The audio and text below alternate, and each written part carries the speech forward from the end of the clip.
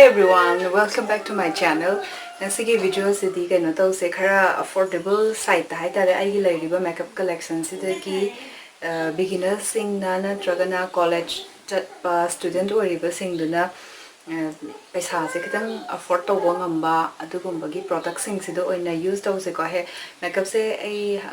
iru lu thoba matungda skin care tawsalaga lairamne ado primer dagi hana use tause primer se any primer adum season abia isagi skin type ki matung ina ko ada engon da ina kitang kan oi bada offer da phangi bada hai tare oriflame gi the one gi illuminating primer simane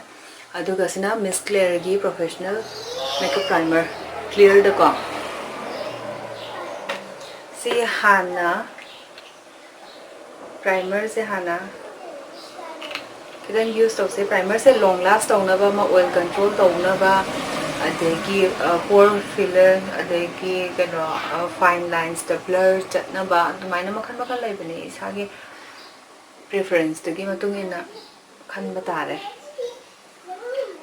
duna pores kumba laising se khara mention na ba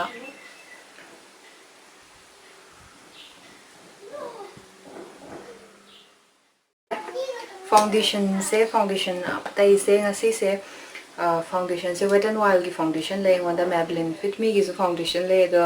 Maybelline Fit Me ki se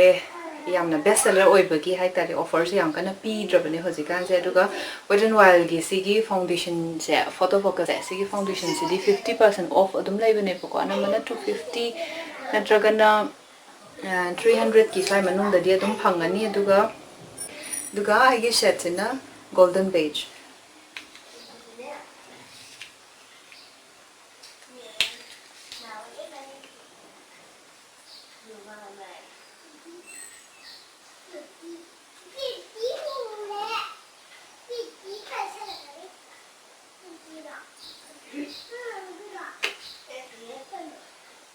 beauty blenders na Naika ki blend master dune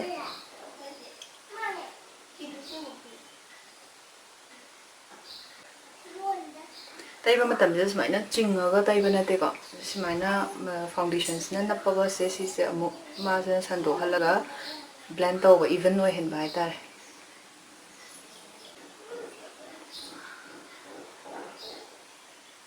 ai shade siga yamna sana bani si blend taw gi matam je si taiba siga sai taida basiga adum mana bani foundation si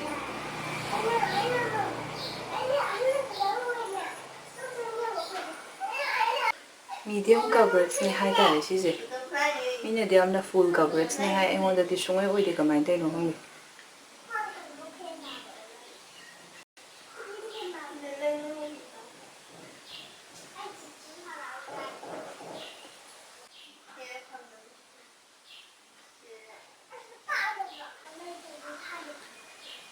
concealer se su Wet&wild ki concealer se na se aduga magi shade sina ai magi shade ke ka se thar se medium beige light / medium beige light medium beige hai tare sigumba ai description box to dai edum hapchar ke ado makeup ki anambana di description box loina hapane magi product details sing do ko ado mayamna description box to phajana kano tawdaba male ongtang changa kanda yengbiyo kai products isine kram maming no ai gi skin type current oirisina ai gi skin type kari oi ai loina mention tawbune baka adu kai gi social media gi Instagram khangde Twitter khangde ai adu du lono ma description box asu loina hapane adu su follow tawro ai gi segi base foundation ko concealer ga se set tong na ba se loose powder seasoner gum se loose powder to 600 muki sana maya de pi ko aduna na yari ge 500 ki makha adagi 300 choi buki range da laina bane aina kana hotnari se Wet&wild ki press powder ne si se si gi shade sina warm beige si dai sida sina apply to sala se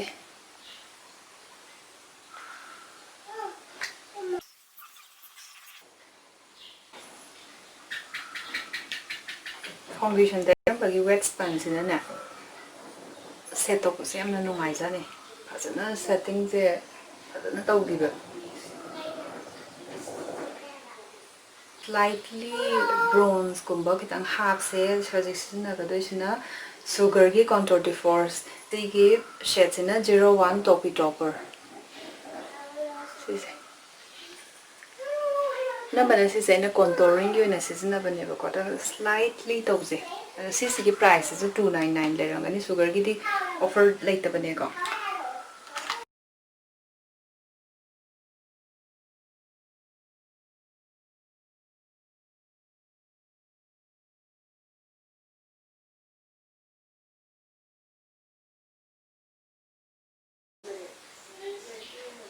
The base low there, but the Kitangan happen say Sigi price high grade a blush kitang tarama say duga eyebrow to say blush say coloressence ki blush ne si shades in a heena 05 kwa aduga sigi MRP say 325 play because the 325 say 325 the lagi the bane aina 200 ki maya otherwise the lagi ne 200 tagina 250 yama bada adu mana lagi bane sigi coloressence ki se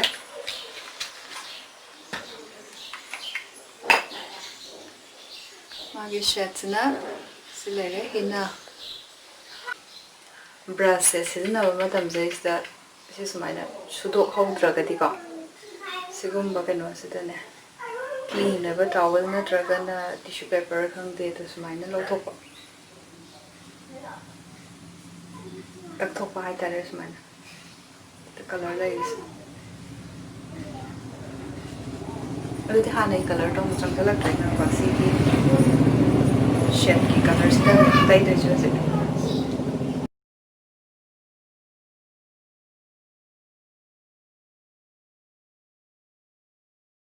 si hana khap tai gi se du ga ne makeup sing je loi ra matam de tang hapchan ba na tragana tai thopo tum ya ni ba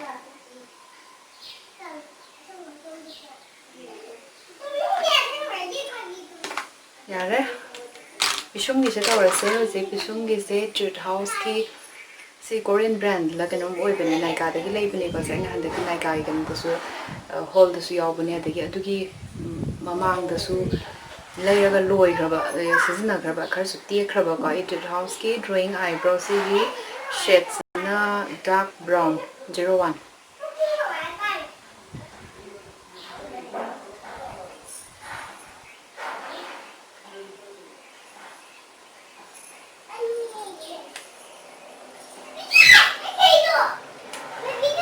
side amadana magi isum sigi yegna ba tip se lay na kwa aduga side amadana sigi spoolie se lay the spoolies na hana simaina isum se brush to ba yara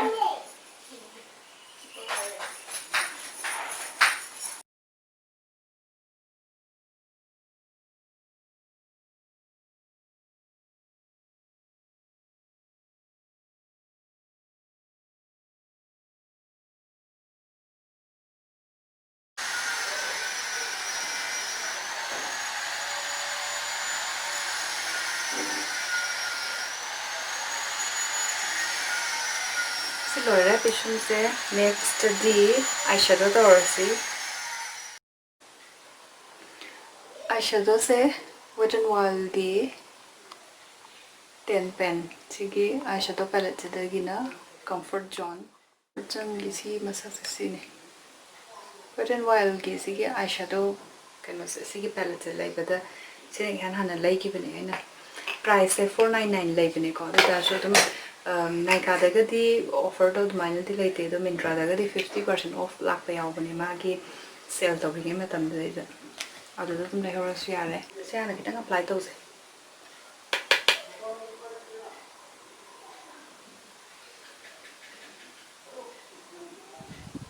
mana sigi kano se shade shimmery nga ka yaw prom te du sigi kano se transition se si su kitang low se ko pigmentation se yam phasana di pi bane aduga magi nuai ta ba mana fallout cham to bane brush na katang number da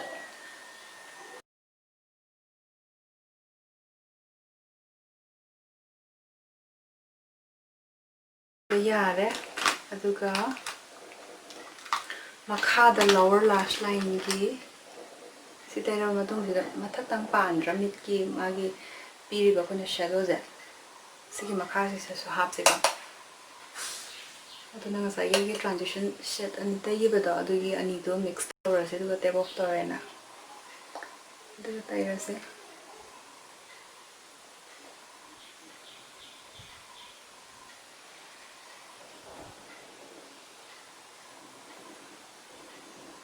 ꯈꯦꯠꯅꯗ꯭ꯔꯦ ꯑꯃꯨꯛ ꯂꯨꯛ ꯑꯅꯤꯁꯦ ꯁꯤꯁꯦ ꯐꯅꯌꯥꯝꯅ ꯀꯣꯛꯑꯕꯅꯦ ꯃꯦꯕꯂꯤꯟꯒꯤ ꯀꯣꯂꯣꯁꯜ ꯀꯥꯖꯜꯗꯨꯅꯦ ꯁꯤ ꯅꯥꯏꯀꯥꯗꯒꯤ ꯂꯩꯈꯤꯕꯅꯦ 100ꯒ ꯁꯥꯃꯨꯛ ꯄꯤꯕꯗꯣ 90ꯗꯒ ꯇꯧꯕ ꯑꯗꯨꯃꯥꯏꯅ offer ꯂꯩꯕ ꯃꯇꯝꯗ ꯑꯗꯩꯗꯨꯗ ꯂꯩꯕꯅꯦ ꯁꯤꯁꯤꯅ ꯌꯥꯝꯅ ꯀꯥꯖꯜ ꯑꯣꯏꯅ ꯇꯩꯒꯗꯧꯕ ꯅꯠꯇꯦ ꯁꯤꯒꯤ ꯄꯥ ꯍꯧꯕꯒꯤ ꯂꯥꯏꯟꯁꯦ ꯁꯤꯁꯤꯗ ꯀꯥꯖꯜꯒꯤ ꯑꯗꯨꯃꯥꯏꯅꯅꯦ ꯈꯤꯇꯪ ꯄꯥꯗ ꯌꯥꯝꯅ ꯀ꯭ꯂꯣꯁ ꯑꯣꯏꯅ ꯈꯤꯇꯪ ꯇꯩꯔꯦꯗꯅ ꯑꯗꯨꯒ ꯉꯁꯥꯏꯒꯤ ꯑꯥꯏꯁꯦꯗꯣꯒꯤ ꯑꯩꯈꯣꯏꯅ ꯁꯤꯖꯤꯟꯅꯈꯤꯕꯗꯣ ꯑꯗꯨ ꯈꯤꯇꯪ ꯗꯤꯞ ꯇꯧꯔꯒ ꯀꯩꯅꯣ ꯇꯧꯁꯦ ꯁ꯭ꯃꯠꯁ ꯇꯧꯁꯦꯀꯣ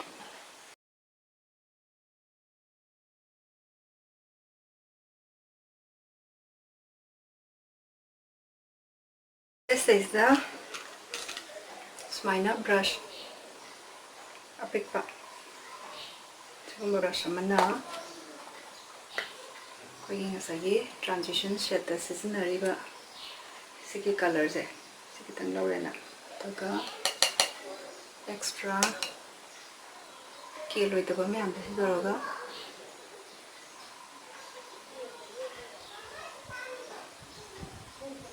ꯁꯤꯒꯤ ꯃꯊꯛꯁꯤꯗ ꯈꯤꯇꯪ ꯁ꯭ꯃꯣꯛ ꯑꯥꯎꯠ ꯇꯧꯅꯕꯅꯤꯗ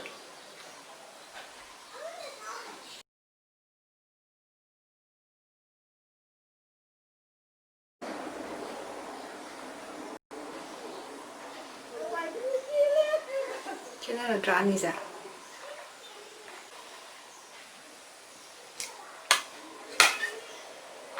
ꯁꯤꯗ ꯌꯥꯍꯜꯂꯁꯦ ꯑꯗꯨꯒ ꯀꯩꯅꯣ ꯇꯧꯁꯟꯁꯦ ꯃꯁꯀꯔꯥꯁꯦ ꯁꯤꯒꯤ ꯃꯁꯀꯔꯥ ꯑꯃ ꯇꯧꯁꯜꯂꯦꯅ ꯑꯗꯨꯒ ꯄꯥ ꯍꯥꯞꯁꯦꯕꯀꯣ ꯑꯗꯨꯒ ꯃꯁꯀꯔꯥꯁꯦ ꯑꯣꯔꯤꯐ꯭ꯂꯦꯝꯒꯤ ꯑꯩꯅ ꯍꯟꯗꯛ ꯂꯩꯕꯅꯦ ꯗ ꯋꯥꯟꯒꯤ ꯅꯣ ꯀꯝꯄ꯭ꯔꯣꯃꯥꯏꯁ ꯃꯁꯀꯔꯥ ꯍꯥꯏ ꯁꯤꯁꯦ ꯋꯥꯁꯦꯕꯜ ꯑꯣꯏꯕꯅꯦ ꯋꯥꯁꯦꯕꯜꯅꯦ ꯍꯥꯏꯕꯒꯤ ꯂꯩꯕꯅꯦ ꯑꯗꯨꯒ ꯃꯥꯒꯤ ꯁꯤꯒꯤ ꯑꯦꯄ꯭ꯂꯤꯀꯦꯇꯔꯁꯤꯃꯗꯤ ꯑꯩꯅ ꯈꯜꯂꯝꯃꯤꯗꯨꯅ ꯌꯥꯝꯅ ꯄꯤꯛꯄꯗꯣ ꯑꯗꯨꯅꯦ ꯍꯥꯏꯅ ꯈꯟꯕ ꯑꯩꯒꯤꯗꯤ ꯄꯥꯁꯦ ꯌꯥꯝꯅ ꯁꯨꯃꯥꯏꯅ ꯂꯦꯟꯁꯁꯦ ꯌꯥꯝꯅ ꯁꯣꯔꯠ ꯑꯣꯏꯗꯅꯀꯣ ꯑꯗꯨꯗꯨꯅ ꯀꯔꯜ ꯇꯧꯕ ꯃꯇꯝꯁꯤꯗ ꯌꯥꯝ ꯀꯨꯏꯅ ꯆꯪꯉꯦꯕ ꯈꯤꯇꯪ ꯊꯦꯛꯀꯠꯅꯕ ꯍꯣꯠꯅꯕꯗꯣ ꯑꯗꯨꯅ ꯀꯩꯅꯣꯁꯦ ꯕ꯭ꯔꯤꯁꯜꯁꯦ ꯑꯆꯧꯕꯁꯤꯅ ꯇꯧꯔꯒꯗꯤ ꯑꯩꯈꯣꯏꯒꯤ ꯄꯥꯒꯤ ꯃꯊꯛ ꯊꯪꯕ ꯁꯤꯒꯨꯝꯕ ꯂꯦꯁꯦꯁꯀꯤ ꯂꯤꯠꯀꯨꯝꯕꯁꯦ ꯁꯤꯁꯦ ꯊꯦꯡꯉꯦꯕꯀꯣ ꯍꯦꯛꯇ ꯑꯗꯨ ꯑꯣꯏꯔꯁꯨ ꯑꯗꯨꯝ ꯁꯤ ꯂꯩꯔꯕꯅꯤꯅ ꯋꯥꯛ ꯇꯧꯅꯕ ꯇꯧꯔꯁꯦ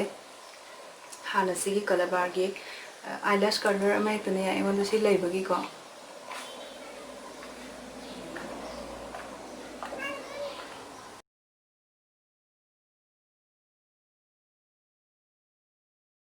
ꯁꯤꯒꯤ ꯗ ꯋꯥꯟꯒꯤ ꯑꯩꯅ ꯀꯩꯅꯣ ꯂꯩꯈꯤꯕꯁꯦ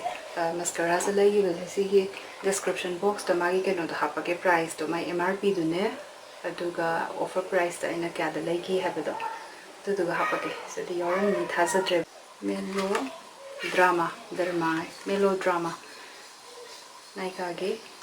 ꯂꯥꯁ ꯇꯣꯞ ꯑꯗꯨꯒ ꯂꯥꯁ ꯕ꯭ꯂꯨꯁꯤꯗꯤ ꯑꯩꯒꯤ ꯑꯇꯣꯞꯄ ꯂꯥꯁ ꯕ꯭ꯂꯨ ꯂꯩꯔꯤꯕ ꯃꯌꯥꯝꯁꯦ ꯑꯝꯇ ꯌꯥꯗ꯭ꯔꯦ ꯁꯤꯒꯤ ꯄꯦꯛꯀꯤ ꯂꯥꯁ ꯄꯤꯛꯆꯔꯁꯦ ꯁꯤ 375 ꯄꯤꯕꯀꯣ ꯑꯗꯣ 395 ꯑꯗꯣ ꯁꯤꯅ ꯈ꯭ꯋꯥꯏꯗꯒꯤ ꯄ꯭ꯔꯥꯏꯁꯁꯦ ꯌꯥꯝꯕ ꯑꯣꯏꯔꯦ ꯑꯣꯐꯔ ꯐꯪꯗꯕ ꯄꯣꯠꯅꯤꯅꯀꯣ ꯁꯤ ꯍꯥꯞꯆꯤꯜꯂꯒꯦ ꯑꯗꯨꯒ ꯂꯥꯛꯑꯒꯦ ꯍꯥꯏꯂꯥꯏꯠ ꯈꯤꯇꯪ ꯇꯧꯁꯟꯁꯦ ꯑꯗꯣ ꯍꯥꯏꯂꯥꯏꯇꯔꯁꯤꯁꯨ ꯋꯦꯠ ꯑꯦꯟ ꯋꯥꯏꯜꯒꯤ ꯍꯥꯏꯂꯥꯏꯇꯔꯅꯦ ꯑꯅꯝꯕꯅ ꯋꯦꯠ ꯑꯦꯟ ꯋꯥꯏꯜꯒꯤ ꯄꯣꯠ ꯉꯥꯛꯇꯅꯦ ꯃꯥꯅ ꯑꯣꯐꯔꯁꯦ 50%ꯒꯨꯝꯕ ꯄꯤꯕꯅꯦ ꯑꯗꯣ MRPꯁꯨ 500 ꯁ꯭ꯋꯥꯏꯐꯥꯎꯇꯅꯦ ꯃꯥꯅ ꯂꯩꯔꯤꯁꯦꯀꯣ ꯑꯗꯨꯗꯨꯅ ꯁꯤꯒꯤ ꯄ꯭ꯔꯥꯏꯁꯁꯦ ꯁꯤꯗ 499 ꯍꯥꯏꯁꯦ 50% ꯅꯠꯇ꯭ꯔꯒꯅ 40 ꯁꯤꯗꯗꯤ ꯑꯗꯨꯝ ꯗꯤꯁꯀꯥꯎꯟ ꯄꯤꯔꯝꯒꯅꯤꯅ ꯈꯜꯂꯦ ꯑꯗꯨꯃꯥꯏꯅ ꯂꯩꯈꯤꯕ ꯑꯣꯏꯔꯝꯒꯅꯤ ꯁꯤꯒꯤ ꯃꯈꯨꯝꯁꯦ ꯈꯤꯇꯪ ꯅꯥꯟꯊꯣꯔꯛꯀꯦ ꯇꯧꯋꯦ ꯅꯨꯡꯉꯥꯏꯇ꯭ꯔꯦ ꯒ꯭ꯂꯣꯁ ꯑꯦꯟ ꯒ꯭ꯂꯣ ꯃꯥꯒꯤ ꯁꯦꯠꯁꯦ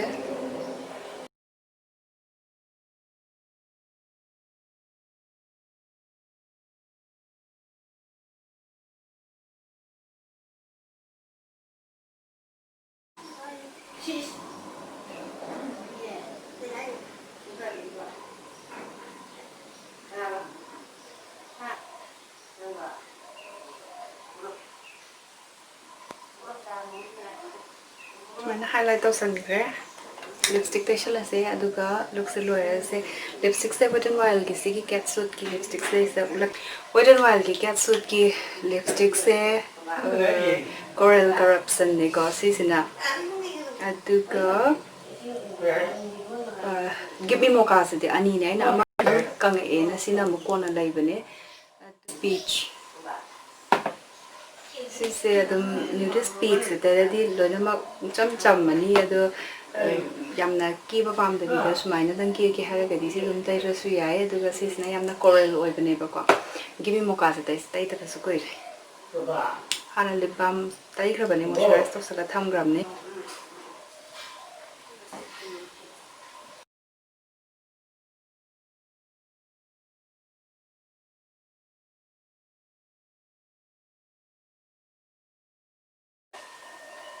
sumaina laira metro igrani AC ki price se hairam dress ki si so dum 500 me adale am de male 499 lay si so dum 50% na tragana 30 to 50 is mine to pi bane ko similar quite a 300 below 300 ngakane hana khale ena sigi product sense aduga setting spray sisu Wet&wild ki matte finish ne photofocus sisu 250 me ada dum phangmani ko sina matte finish oba adu sina set on to sala se lipstick se tai ring set on dom